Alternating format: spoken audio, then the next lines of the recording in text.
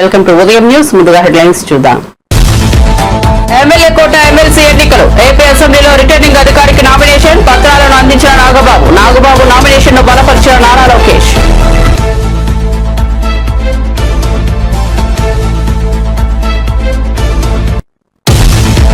ఎర్రవల్లిలోని వ్యవసాయ క్షేత్రంలో కేసీఆర్ అధ్యక్షతన సమావేశం. బీఆర్ఎస్ పార్టీ ఆవిర్భావ రజతోత్సవ వేడుకల నేపథ్యంలో ఏప్రిల్ 27 నాడు బహిరంగ సభకు సన్నాహక సమావేశం.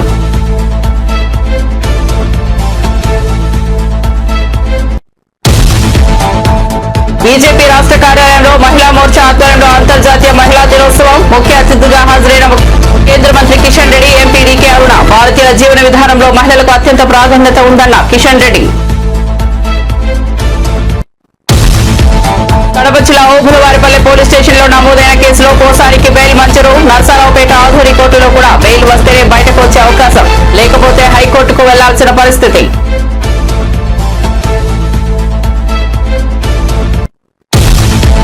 కాంగ్రెస్ సర్కార్పై బీఆర్ఎస్ సీనియర్ నేత పుట్ట విష్ణువర్ధన్ రెడ్డి మండిపాటు. ప్రతిపక్షంలో ఉన్నప్పుడు ఎల్ఆర్ఎస్ వద్దన్న రేవంత్ రెడ్డి, ఇప్పుడు అధికారంలోకి రాగానే ఎల్ఆర్ఎస్ ముద్దు అంటున్నారని విష్ణువర్ధన్ రెడ్డి విమర్శ.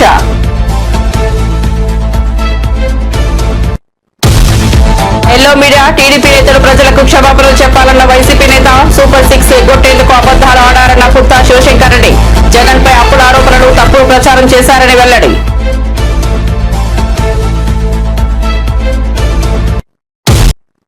ఇక వార్త వివరాల్లోకి వెళ్తే ఎమ్మెల్యే కోట ఎమ్మెల్సీ ఎన్నికల్లో కూటమి అభ్యర్థిగా జనసేన నేత కొడితెల నాగబాబు నామినేషన్ వేశారు. ఏపీ అసెంబ్లీలో ఎన్నికల రిటర్నింగ్ అధికారికి నామినేషన్ పత్రాలను సమర్పించారు. నాగబాబు అభ్యర్థిత్వాన్ని మంత్రి నారా లోకేష్ బలపరిచారు. నామినేషన్ కార్యక్రమంలో లోకేష్, నాదెండ్ల మనోహర్, కొరతాల రామకృష్ణ, విష్ణుకుమార్ రాజు, బొలిశెట్టి శ్రీనివాస్, పల్లా శ్రీనివాసరావు పాల్గొన్నారు. ఈ సందర్భంగా నాగబాబు మాట్లాడుతూ ఎమ్మెల్సీగా పోటీ చేసేందుకు తనకు అవకాశం వచ్చిన CM Chandrababu, deputy CM Pawan Kalyan కు తన నామినేషన్ కు బలపరిచిన నారా లోకేష్, నాదెండ్ల మనోహర్ కు ధన్యవాదాలు తెలిపారు. బీఆర్ఎస్ పార్టీ రజతోత్సవ వేడుకలపై పార్టీ అధినేత కేసీఆర్ అధ్యక్షతన సన్నాహక సమావేశం జరిగింది. ఏప్రిల్ 27న జరగబోయే బహిరంగ సభపై పార్టీ నేతలతో కేసీఆర్ సుదీర్ఘంగా చర్చించారు. ఈ సందర్భంగా రజతోత్సవ వేడుకలపై పార్టీ నేతలకు కేసీఆర్ దిశానిర్దేశం చేశారు. ఎర్రవల్లిలోని కేసీఆర్ నివాసంలో జరిగిన ఈ సన్నాహక సమావేశానికి కేటీఆర్, హరీష్ రావు, మధుసూదనాచారి, శ్రీనివాస్ గౌడ్, నిరంజన్ రెడ్డి, కేఆర్ సురేష్, బండా ప్రకాష్, సబితా ఇంద్రారెడ్డి, కవిత, గంగుల కమలాకర్, తలసాని శ్రీనివాస్ యాదవ్, వినోద్ కుమార్, ఎర్రవెల్లి దయాకర్ రావు, లక్ష్మారెడ్డి, పద్మారావు గౌడ్, జగదీష్ రెడ్డి, పల్లా రాజేశ్వర్ రెడ్డి, ఆర్ఎస్ ప్రవీణ్ కుమార్, దేశపతి శ్రీనివాస్, షేరి సుభాష్ రెడ్డితో పాటు పలువురు నేతలు పాల్గొన్నారు. విద్యుత్ ఛార్జీల అంశంపై శాసన మండలిలో అధికార విపక్షాల మధ్య వాగ్వాదం జరిగింది. కూటమి ప్రభుత్వం ట్రూ అప్ ఛార్జీలు వేసి ప్రజలపై భారం మోపుతోందని ఎమ్మెల్సీ బొత్స సత్యనారాయణ వ్యాఖ్యానించడంతో అధికార పక్ష నేతలు తీవ్ర అభ్యంతరం వ్యక్తం చేశారు. వైఎస్ఆర్సీపీ పాలనలో 10 సార్లు విద్యుత్ ఛార్జీలు పెంచారని మంత్రి అచ్చెన్నాయుడు విమర్శించారు. దీంతో అధికార విపక్ష నేతల మధ్య వాగ్వాదం జరిగింది. ఈ క్రమంలో వైఎస్ఆర్సీపీ ఎమ్మెల్సీలు సభ నుంచి వాకౌట్ చేశారు. వైఎస్ఆర్సీపీ సభ్యులు అవాస్తవాలు మాట్లాడుతున్నారని, సమాధానాలు వినే ధైర్యం వారికి లేదని అచ్చెన్న విమర్శించారు. మాట్లాడారు అధ్యక్ష. మన మంత్రి గారు మాట్లాడినప్పుడు, పవర్ మంత్రి గారు మాట్లాడినప్పుడు ఈ దీంట్లో కూడా ఏదో పవర్ సెక్టర్ వచ్చి విధ్వంసం, ఈ విధ్వంసం ఎక్కడ నుంచి వచ్చిందో కానీ తెలియదు అధ్యక్ష. బ్రహ్మాండంగా మారుతున్నారు అధ్యక్ష. విధ్వంసం వాళ్ళని విధ్వంసం చేస్తే విధ్వంసం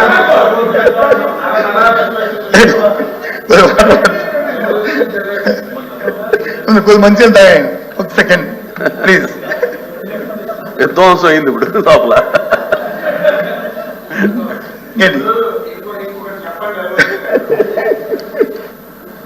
ఇవన్నీ చెప్తున్నారు మీరు, ఇవన్నీ చెప్తున్నారు. 5 సంవత్సరాల్లో ఇన్ని లక్షల కోట్ల అప్పు తీసుకొచ్చారు. ఏవో మేము పథకాలు ఇచ్చాం, మీరు మేనిఫెస్టో ఇచ్చింది 5 సంవత్సరాలకి, 1 సంవత్సరం కాదు. మేము వచ్చి 8 మాసాలు అయ్యింది. ఎన్ని చేయాలని చేస్తాం, తర్వాత ప్రజల దగ్గరికి వెళ్తాం, ప్రజలు నిర్ణయం చేస్తారు. దాన్ని పక్కన పెట్టండి. మీరు 5 సంవత్సరాలు ఇన్ని లక్షల కోట్లు తీసుకొచ్చారు. ఒక్కదానికైనా నిర్ధకమైనటువంటి ఆశ్రమిత ఇరిగేషన్ ప్రాజెక్టులు రాయలసీమ నుంచి ఇచ్చాపురం వరకు వెళ్దాం. ఒక్క ప్రాజెక్టుకైనా సరే మీరు డబ్బులు ఇచ్చి పూర్తి చేసి ఓపెన్ చేసిన సందర్భం ఒకటి ఉంటే అది కూడా చెప్పండి. ఈ రాష్ట్రంలో రహదారులన్నీ చెప్పాలి, అవి కూడా చెప్పాలి అధ్యక్ష, అవి కూడా చెప్పాలి. రహదారులు మీకు తెలుసు, నాకు తెలుసు, మీరు కూడా నర్సాపురం భీమవరం ఏరియాలు తిరిగేవాళ్ళు. గోతులు తప్ప ఎక్కడైనా రోడ్డు ఆకారం కనబడిందా? 5 సంవత్సరాలు దాని మీద ఒక పైసలు ఖర్చు పెట్టారా? వ్యవసాయ రంగం ఒక రైతు భరోసా తప్ప వ్యవసాయ రంగానికి చెప్పనండి, తెలియాలి కదా, ప్రజలకు తెలియాలి కదా, అవి కూడా ఉన్నారు. రోడ్లు ఇవన్నీ చెప్తారు. మొన్న అట్టాసంగా చెప్పారు అధ్యక్ష, సంక్రాంతి కల్లా అన్ని గంటలు కప్పాలని. పదండి ఆరు జిల్లాలో నా పక్కన జిల్లా ఆయన శ్రీకాకుళం, నాది విజయనగరం, మా ఇద్దరిది ఉత్తరాంధ్ర. చూడమనండి,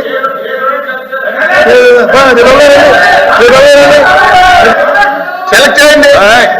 ఏ రోడ్ అయినా సరే శ్రీకాకుళం జిల్లాలో మేము వచ్చినప్పటికీ ఉన్న పరిస్థితి, ఈ రోజు పరిస్థితి, మీ రోడ్డు సెలెక్ట్ చేయండి, ఏ రోడ్డు మీరు సెలెక్ట్ చేయండి.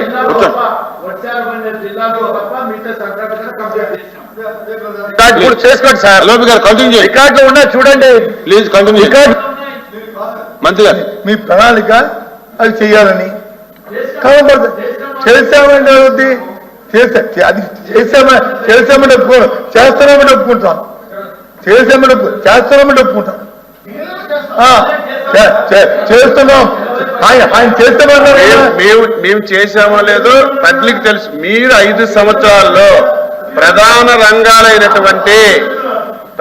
రంగాలైనటువంటి ఇరిగేషన్ ని, వ్యవసాయ శాఖని, ఆర్ఎండ్బి పంచాయతీ రాజుల్ని, గ్రామీణ దాని గురించి మాట్లాడమని చెప్తున్నాను. మేము వచ్చి 8 మాసాలు అయింది, 8 మాసాలు అయింది అధ్యక్ష. ఏపీ మంత్రి నిమ్మల రామానాయుడు అనారోగ్యంతోనే అసెంబ్లీ సమావేశాలకు హాజరయ్యారు. కాన్హులా చేతికి పెట్టుకుని సభకు వచ్చి ప్రసంగించారు. ఆరోగ్యాన్ని పణంగా పెట్టి పనిచేయడం మంచిది కాదని మంత్రి నారా లోకేష్ హెచ్చరించారు. మంత్రి నిమ్మల జ్వరంతో బాధపడుతున్నారని, విశ్రాంతి తీసుకోమంటే వినట్లేదన్నారు. ఈ విషయంలో డిప్యూటీ స్పీకర్ రఘురామ జోక్యం చేసుకుని మంత్రిని విశ్రాంతి తీసుకునేలా హెచ్చరించాలని లోకేష్ కోరారు. నిన్న కూడా జ్వరంతో వచ్చారు, కౌన్సిల్ కూడా జ్వరంతో వచ్చారు. చెప్పా రెస్ట్ తీసుకోండి, 2 రోజులు కోలుకోవాలి, మీరు సరే పడుకోవట్లేదని చెప్తాను, వినట్లేదు. మీరన్నా చెప్తే వింటారేమో, మీరన్నా రూలింగ్ ఇస్తే గానీ వింటారేమో అధ్యక్ష. ఎందుకంటే పాప చాలా ఇబ్బంది పడుతున్నారు. అది very serious subject, is not keeping well. అయినా కూడా ప్రశ్న సమాధానం చెప్పడానికి వచ్చారు. అన్నా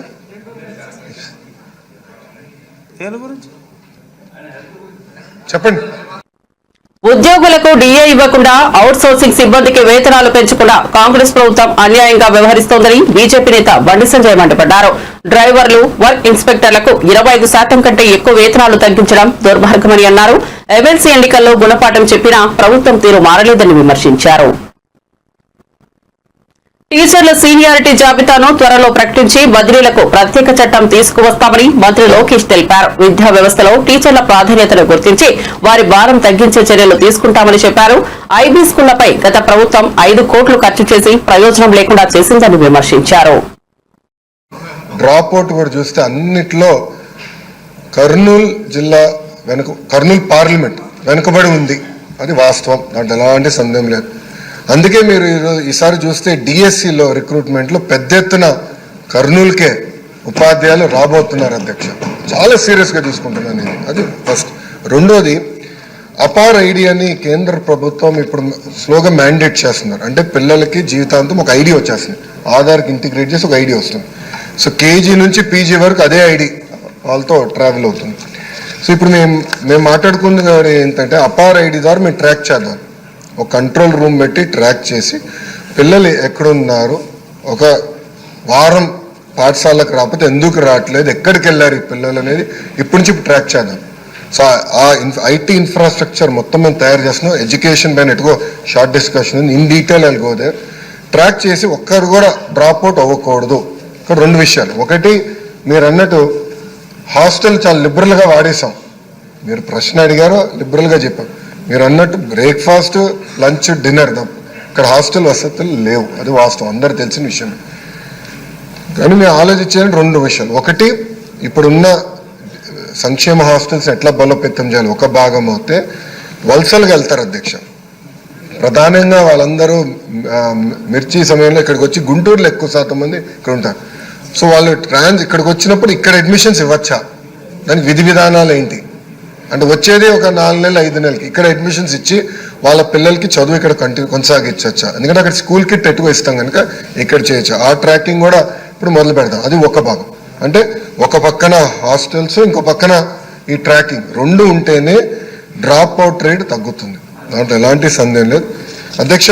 గౌరవ సభ్యులు చెప్పినట్లు ఇప్పుడు 24-25 బడ్జెట్లో 121 సెంటర్ అంటే రాష్ట్ర వ్యాప్తంగా 121 సెంటర్లో కేవలం 6,040 మంది విద్యార్థులకి 6,04,00,000 రూపాయలు ఖర్చు పెడతాం జరిగింది. మీరు చూస్తే గతంలో కూడా డీటెయిల్స్ మొత్తం నా దగ్గర ఉంది అధ్యక్ష. అంటే ఎక్కడ ఒక రేషియో లాగా లేదు. కొన్ని సంవత్సరాలు ఎక్కువ ఉన్నాయి, కొన్ని సంవత్సరాలు దాదాపు 10 కోట్లు ఖర్చు పెట్టాం. వైకాపా ప్రభుత్వం సమయంలో అయితే 40 లక్షలు ఖర్చు పెట్టినవి కూడా సంవత్సరాలు ఉన్నాయి. అంటే ఇది ఒక ప్రణాళికబద్ధంగా చేయలేదు, ఏదో నిధులు ఉన్నాయి చెయ్యాలి ఒక టిక్ బాక్స్గా చూసాం తప్ప పిల్లలకి మెరుగైన విద్య అందించాలి, వాళ్ళ తల్లిదండ్రులకి విద్య లేక వాళ్ళు ఎట్లయితే వలసలుగా వెళ్లాల్సి వస్తుందో అలాంటి పరిస్థితి పిల్లలకి రాకూడదు అనే ఆలోచనతో గతంలో పనిచేయలేదు. ఇది చాలా సీరియస్గా తీసుకుంటున్నాము, దాన్ని మీకు ఎలాంటి డౌట్ వద్దు. అసెంబ్లీ సెషన్లు అయిన తర్వాత కూడా గౌరవ సభ్యులందరితో కూర్చుంటాను, ఆ పార్లమెంట్ సంబంధించిన సభ్యులతో we will discuss threadbare. ఒక పక్కన సంక్షేమ హాస్టల్స్ ని ఎట్లా బలోపేతం చేయాలి, ప్యారలల్ గా రేవంత్ రెడ్డి సారథ్యంలోని కాంగ్రెస్ సర్కార్పై బీఆర్ఎస్ సీనియర్ నేత పుట్టా విష్ణువర్ధన్ రెడ్డి మండిపడ్డారు. ప్రతిపక్షంలో ఉన్నప్పుడు ఎల్ఆర్ఎస్ వద్దన్న రేవంత్ రెడ్డి ఇప్పుడు అధికారంలోకి రాగానే ఎల్ఆర్ఎస్ ముద్దు అంటున్నారని హర్షవర్ధన్ రెడ్డి విమర్శించారు. తెలంగాణ భవన్ లో విష్ణువర్ధన్ రెడ్డి మీడియాతో మాట్లాడారు. రేవంత్ రెడ్డితో పాటు ఆయన మంత్రివర్గం గతంలో చెప్పినట్లు ఎల్ఆర్ఎస్ 100% ఉచితంగా తెలంగాణ ప్రజలపై ఎటువంటి భారం పడకుండా ఎట్లాంటి ఫీజులు వసూలు చేయకుండా చేయాలని డిమాండ్ చేశారు. నేషనల్ న్యూస్ లో కూడా వచ్చింది. తెలంగాణ ప్రజలకు తెలవాలి అసలు రాష్ట్రంలో ఏం జరుగుతుంది, ఎటువంటి పరిపాలన జరుగుతుంది, రాష్ట్రం ఏ విధంగా అధోగతి పాలవుతుంది అనేది ప్రజలకు, ముఖ్యంగా తెలంగాణ ప్రజలకు తెలవాలి. కాబట్టి ఈ వార్త, Telangana loses ₹1,700 crore solar manufacturing project by Premier. తెలంగాణలో రాబోయే రోజుల్లో 700 కోట్లు పెట్టుబడి పెడతాం, 1,200 కోట్లు పెట్టుబడి పెడతాం అని చెప్పి వాళ్ళు ఇచ్చిన అనౌన్స్మెంట్స్ ఇవి. తెలంగాణ రాష్ట్రానికి ప్రీమియర్ ఎనర్జీస్ చెప్పినటువంటి అనౌన్స్మెంట్స్. తీరా కట్ చేస్తే 2023 తర్వాత ప్రభుత్వం మారింది, రేవంత్ రెడ్డి గారి ప్రభుత్వం కొలువు తీరింది. ఇప్పుడు ఎట్లాంటి వార్తలు వస్తున్నాయంటే ఇట్లాంటి వార్తలు వస్తున్నాయి. ఇది ఒకటే సంస్థ కాదు, ఈ ప్రీమియర్ ఎనర్జీస్ అనే ఒకటే సంస్థ కాదు. గతంలో కూడా తెలంగాణలో అమరరాజా బ్యాటరీస్ దాదాపు 9,500 కోట్ల రూపాయలతోని లిథియం అయాన్ బ్యాటరీస్ మ్యానుఫ్యాక్చరింగ్ యూనిట్ని వాళ్ళు దివిటిపల్లి మహబూబ్ నగర్ జిల్లాలో గ్రౌండ్ బ్రేకింగ్ సెరమనీ కూడా చేసుకున్నారు. ఆనాటి 1000 కోట్లు పెట్టుబడి పెడతామని చెప్పి ఇక్కడికి వచ్చిన తర్వాత 3,000 కోట్లకు వాళ్ళ పెట్టుబడులు ఇంక్రీజ్ చేసి పెట్టుబడులు కానివ్వండి. ఇంకొకటి ముఖ్యమైన విషయము, పెట్టుబడులు వచ్చినాయి వెళ్ళిపోతున్నాయి, వీళ్ళు వేసుకున్న అంచనాకి వచ్చే రెవెన్యూ కేవలం 55%. ఏం చేయాలి? ప్రజాధనాన్ని ప్రజా సొమ్ముని తెగనమ్మాలి. ఇది 400 ఎకరాలు గచ్చిబౌలిలో అమ్మకానికి తెలంగాణ ప్రభుత్వం, రేవంత్ రెడ్డి గారి ప్రభుత్వం అమ్మకానికి పెట్టినటువంటి ప్రపోజల్. గతంలో రేవంత్ రెడ్డి గారు పెద్ద పెద్ద మాటలు మాట్లాడినారు. ప్రజా ఆస్తి ఇట్లా అమ్ముకుంటూ పోతే రేపు భావితరాలకు మనం ఏం సందేశం ఇస్తాము, శ్మశానాలకు కూడా జాగ మిగలదు అని చెప్పి మాట్లాడిండు. మరి ఇప్పుడు 400 ఎకరాలు గచ్చిబౌలి లాంటి ప్రైమ్ ఏరియాలో ఎందుకు అమ్ముతున్నారు రేవంత్ రెడ్డి చెప్పాలి. అంటే వాళ్ళు గతంలో ఎల్ఆర్ఎస్ గురించి ఏం మాట్లాడినారు అనేది జస్ట్ ఒక 1 minute బయట మీకు.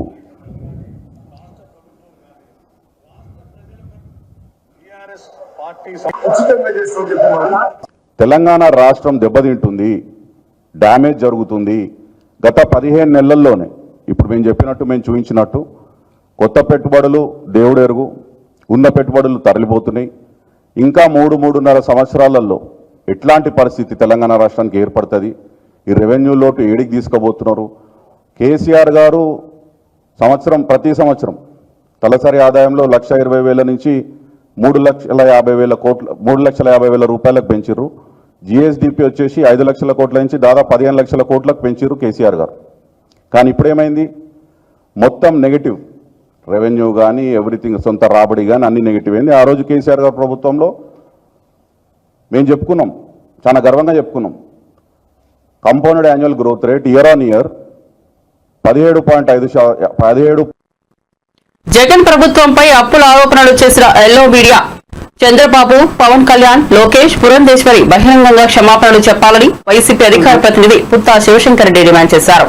రాష్ట్రం అప్పుల్లో ఉందన్న అబద్దాల ఓట్ల కోసం చెప్పారని, సూపర్ 6 అమలు అడ్డుకోవడానికే ఆరోపణలు చేశారని విమర్శించారు. తప్పించుకోలేక వాళ్ళు ఇచ్చినటువంటి అఫీషియల్ రిటర్న్ స్టేట్మెంట్ ఆ సమాధానము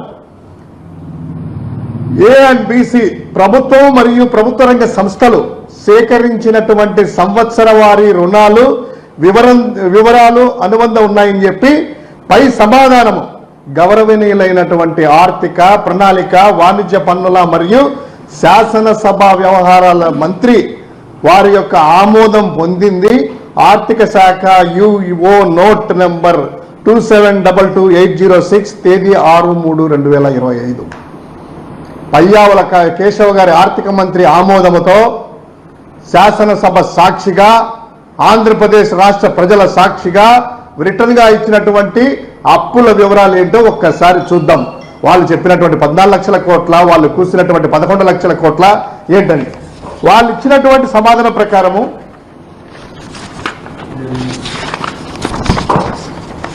అఫీషియల్ లెక్కలు పూర్తిగా ఈ డేటా ప్రకారము పయ్యావుల కేశవ్ గారి ఆమోదంతో ఇచ్చినటువంటి ప్రభుత్వం యుఓ నోటు ప్రకారము మొత్తం ఇప్పటి వరకు అంటే కంప్లీట్ గా ఈ యొక్క రాష్ట్ర అప్పులు మార్చి 2024 వరకు అయితే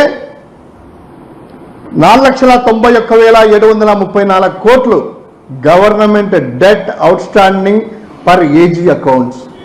తర్వాత ప్రభుత్వ రంగం యొక్క సంస్థలు PSUs public sector undertaking unit సంబంధించినటువంటి వారి యొక్క రుణాలు 1,54,791 మొత్తం 5,19,192 యాజ్ ఆఫ్ మార్చ్ 2024 వరకు 24 ఆర్థిక సంవత్సరం ముగిసే నాటికి మొత్తం అంతకుముందు చంద్రబాబు చేసిన జగన్మోహన్ రెడ్డి గారు చేసిన ఈ రాష్ట్రం యొక్క అప్పు ఎంతుందయ్యా అంటే వాళ్ళు చెప్పినటువంటి పూర్తి లెక్కలు తీసుకున్నా కూడా ఇప్పటి వరకు వేసుకున్నా కూడాను జూన్ వరకు 2024 జూను అదేవిధంగా డిసెంబర్ 31 వరకే ఇచ్చారు. ఎందుకంటే మిగతా అప్పులు ఇస్తే కనుక వాళ్ళు ఎక్కువ కనిపిస్తాయి కదా. ఈ లెక్కల ప్రకారము జగన్ గారు రాకముందు వాళ్ళు ఇచ్చినటువంటి జగన్ గారు రాకముందు అంటే గత తెలుగుదేశం ప్రభుత్వం హయాంలో రాష్ట్ర ప్రభుత్వం యొక్క అప్పు 2,57,509 కోట్లు, ప్రభుత్వ గ్యారంటీలు 2019 జగన్ గారు రాకముందు 49,442 మొత్తముగా 3,06,951 కోట్లని వాళ్ళు ఇచ్చినటువంటి లెక్కలు. అదేవిధంగా వారు తీసేసిన లెక్కల ప్రకారమే ఆ 3,06,951 కోట్లు తీసేస్తే 3,70,898 కోట్ల రూపాయలు జగన్ గారి హయాంలో చేశారు. ఎంత? 3,70,898. 2 సంవత్సరాలు కోవిడ్ ఉన్నప్పటికీ మొత్తము నవరత్నాల అమలు చేసినప్పటికీ ఆర్థిక క్రమశిక్షణ పాటించడం ద్వారా వాళ్ళ లెక్కల ప్రకారము జగన్ గారి హయాంలో మొత్తం 3,70,898 కోట్ల రూపాయలు మాత్రమే. ఏది నేను చెప్పినటువంటి అన్ని సర్కమ్స్టెన్సెస్ లో నవరత్నాల అమలు, డైరెక్ట్ బెనిఫిషియరీస్ డీబీటీ ద్వారా నాన్ డీబీటీ ద్వారా చేసినటువంటి పథకాలే కాకుండా 2 సంవత్సరాలు కోవిడ్ ద్వారా అల్లకల్లోలమైనటువంటి ఆర్థిక వ్యవస్థ. శాసన మండలిలో వైఎస్ఆర్సీపీ సభ్యులు ప్రవర్తిస్తున్న తీరుపై మంత్రి పయ్యావుల ఆగ్రహం వ్యక్తం చేశారు. సభ నుంచి వైఎస్ఆర్సీపీ సభ్యులు వాకౌట్ చేయడంపై ఆయన మండిపడ్డారు. అసెంబ్లీలో డ్రాప్ అవుట్లు, మండలిలో వాకౌట్లు చేస్తున్నారని విమర్శించారు. వైఎస్ఆర్సీపీ సభ్యుల తీరు మార్చుకోకపోతే ప్రజా జీవనం నుంచి త్వరలోనే డ్రాప్ అవుట్ అవుతారని వ్యాఖ్యానించారు. వార్షిక బడ్జెట్ పై శాసన మండలిలో చర్చ సందర్భంగా ఆయన ప్రసంగించారు. ప్రజల నుంచి కోసం వైఎస్ఆర్సీపీ సభ్యుల ప్రజల మంచి కోసం వైఎస్ఆర్సీపీ సభ్యుల సలహాలు, సద్విమర్శలను స్వీకరిస్తామని తెలిపారు. అడగడానికి మా అచ్చెన్నాయుడు గారు చెప్పినట్టు ధైర్యం లేకనే పారిపోయినట్టు కనిపిస్తుంది. Very unfortunate. చాలా ఓపికగా కూర్చున్నాం. ఎందుకనంటే సభ్యులు అనేక ప్రశ్నలు లేవనెత్తారు, ప్రజలకి రాంగ్ మెసేజ్ పంపించారు. ఇక్కడ నుంచి వాటిని సరిదిద్దాలి అనేటువంటి ఉద్దేశంతో ఇక్కడికి వచ్చాం అధ్యక్ష. దీని మీద కుమార్ రవికుమార్ గారి దగ్గర నుంచి చివరికి బొత్స సత్యనారాయణ వరకు 20 మంది సభ్యులు మాట్లాడారు అధ్యక్ష. 20 మంది సభ్యులు చాలా వాళ్ళు మాట్లాడుతూ బాధ్యతారాహిత్యంగా మాట్లాడినటువంటి పరిస్థితులు ఉన్నాయి అధ్యక్ష. మద్యం ఏరులై పారుతోంది. అసలు బడ్జెట్ లో మద్యం ఏరులై పారి మహిళల మీద అఘాయిత్యాలు పెరిగిపోయేంత పరిస్థితికి వెళ్ళిపోయింది. గాంజాయి డ్రగ్స్ గురించి, ఆర్థిక విధ్వంసం గురించి, ఇట్లా రకరకాల అంశాల గురించి వాళ్ళు మాట్లాడుతూ వచ్చారు సార్. అమరావతి గురించి, పోలవరం గురించి వీళ్ళు మాట్లాడితే వాటన్నింటికీ రిప్లైలు చెప్దాము, ఏం చేసింది ఈ ప్రభుత్వం, ఎట్లా ముందుకెళ్తోంది అనేటువంటి ఒక సదుద్దేశంతో మేము వెయిట్ చేస్తే ఈరోజు సభలో లేకుండా వెళ్లిపోవడం అనేది నిజంగా వాళ్ళు వ్యూహాత్మకంగానే వచ్చారు అధ్యక్ష. మీరు కూడా మాకు సహకరించి రేపటి నుంచి వాళ్ళు లేవనెత్తే అంశాలకి ఎప్పటికప్పుడు మా మంత్రులు ఎవరైనా లేచి రిజైండర్స్ రిప్లైస్ ఇస్తే ఇవ్వడం బెటర్ అధ్యక్ష. ఇప్పుడు ఏమైతుంది అధ్యక్ష, వాళ్ళు మాట్లాడారు వెళ్ళిపోయారు, మేము ఎవరికి చెప్పాలి అధ్యక్ష? ప్రజలకు చెప్పండి. అదే అధ్యక్ష, అంటే ఆడు ఉంటే ఆ చెప్పే విధానమే మార్పు వస్తుంది అధ్యక్ష. మేమేదో 4 గోడలకు చెప్పడానికి కాదు కదా అధ్యక్ష ఉన్నది. రాష్ట్ర ప్రజానీకానికి ఖచ్చితంగా ఈ వేదిక ద్వారా సమాధానం చెప్తాం. కాబట్టి వాళ్ళ వైఖరిని మార్చుకోకపోతే తమరు మాకు ఎప్పటికప్పుడు అవకాశాలని పెంచి ఎప్పటికప్పుడు మేము క్లారిటీ ఇచ్చేటువంటి అవకాశం వస్తే అధ్యక్ష, వాళ్ళు గతంలో ఇది ఎట్లాగూ ఇది పనికిరాదు కాబట్టి కూర్చొని ఓపికగా విందామనేటువంటి పరిస్థితిలోకి వస్తారు అధ్యక్ష. ఇక బడ్జెట్లోకి వెళ్లే ముందు సభ్యులు ఉంటే మాట్లాడేది వైఖరి వేరుండేది అధ్యక్ష, లేనప్పుడు మాట్లాడేది అలవాటు చేసుకోవాల్సి వస్తా ఉంది అధ్యక్ష. బడ్జెట్ అనేటువంటి కార్యక్రమానికి ఎంతో పవిత్రమైంది అధ్యక్ష. ప్రభుత్వం ఖర్చు పెట్టే ప్రతి రూపాయిని కూడా శాసనసభకు తెలిపి శాసనసభ ఆమోదం ద్వారా మాత్రమే ఖర్చు జరగాలి అనేటువంటి ఆలోచనతో ప్రవేశపెట్టినటువంటి ఈ బడ్జెట్ ని శాసనసభలోను శాసన మండలిలోను సుదీర్ఘంగా చర్చించి సలహాలు, సూచనలు, విమర్శలతోటి అనేక ఆలోచనలతోటి వచ్చిన తర్వాత బడ్జెట్ ని ఆమోదించడం జరుగుతా ఉంది అధ్యక్ష.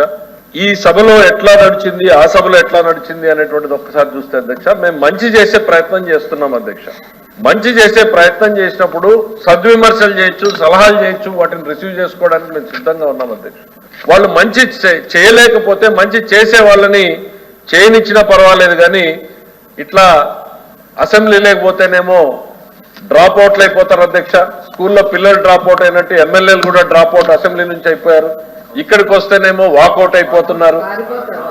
అదే ఇక్కడికి వస్తే అక్కడ డ్రాప్ అవుట్ అవుతున్నారు, ఇక్కడ వాకౌట్ అవుతున్నారు అధ్యక్ష. వాళ్ళు ప్రజా జీవనంలో నుంచి కూడా డ్రాప్ అవుట్ అయ్యేటువంటి రోజులు తొందరలోనే ఉన్నాయి అధ్యక్ష. ఇదే వైఖరి వాళ్ళు ఇట్లానే వెళ్తే ప్రజా జీవనం నుంచి కూడా వాళ్ళు డ్రాప్ అవుట్ అయ్యేటువంటి రోజులు తొందరలోనే ఉన్నాయనేటువంటిది ఈ సందర్భంగా అధ్యక్ష.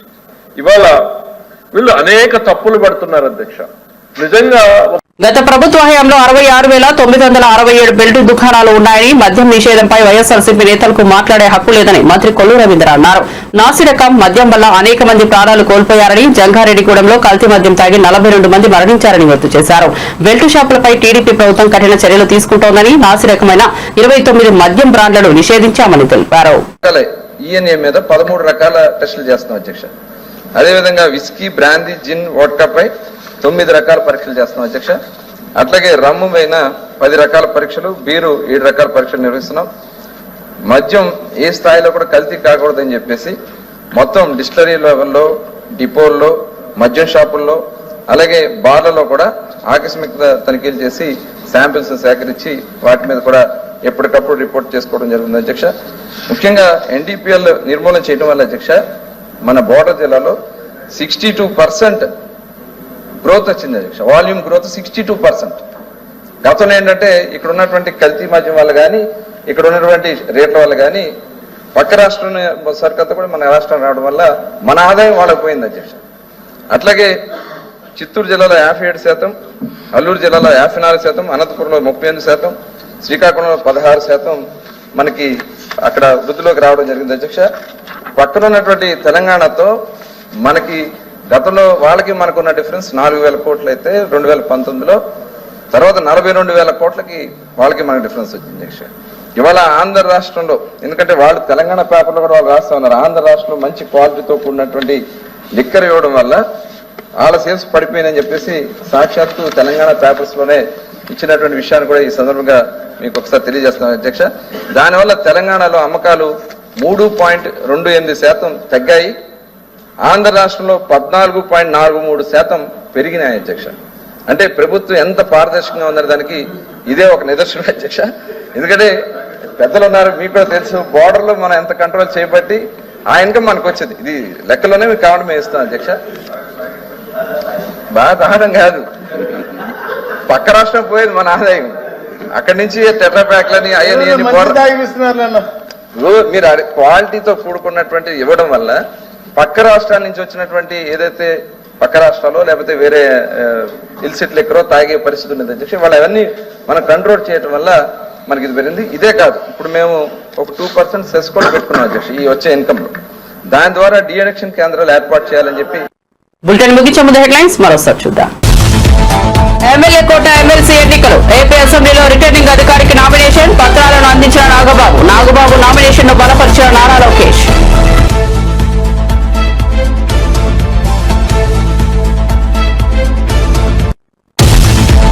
ఎర్రవల్లిలోని వ్యవసాయ క్షేత్రంలో కేసీఆర్ అధ్యక్షతన సమావేశం. బీఆర్ఎస్ పార్టీ ఆవిర్భావ రజతోత్సవ వేడుకల నేపథ్యంలో ఏప్రిల్ 27 నాడు బహిరంగ సభకు సన్నాహక సమావేశం.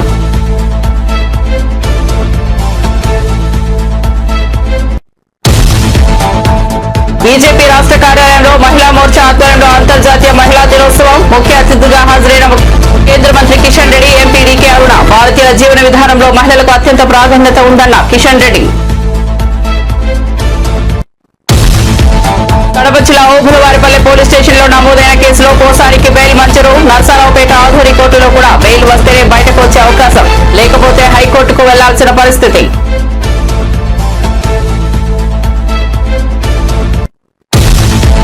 కాంగ్రెస్ సర్కార్పై బీఆర్ఎస్ సీనియర్ నేత పుట్ట విష్ణువర్ధన్ రెడ్డి మండిపాటు. ప్రతిపక్షంలో ఉన్నప్పుడు ఎల్ఆర్ఎస్ వద్దన్న రేవంత్ రెడ్డి, ఇప్పుడు అధికారంలోకి రాగానే ఎల్ఆర్ఎస్ ముద్దు అంటున్నారని విష్ణువర్ధన్ రెడ్డి విమర్శ.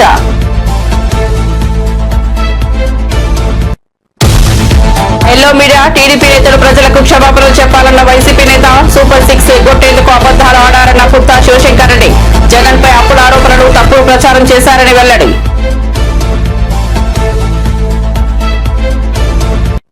అప్డేట్స్ కోసం చూస్తూనే ఉండండి ఉదయం న్యూస్.